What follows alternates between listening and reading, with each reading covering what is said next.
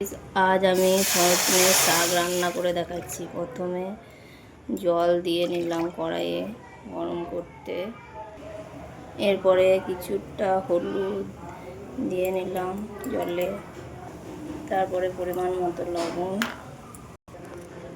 জলটা ফুটে এলে শাক দিয়ে দিলাম, তারপর কিছুক্ষণ ঢাকা দিয়ে রেখে দিলাম। শাকটা ফুটে গেছে, এবার নামিয়ে নেব। কড়াই পরিষ্কার করে আবার বসিয়ে দিয়েছি। কড়াই গরম হতেই তেল দিয়ে দেব। তেল গরম হয়ে গেছে, এবার রসুনটা দিয়ে দেব।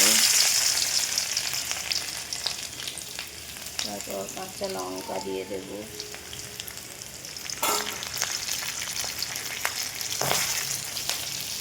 একটা শুকনো লঙ্কাও দিয়ে দেব। রসুনটা ভাজা ভাজা হয়ে যাওয়ার পরে এই শাকটা আমি ঢেলে দেব।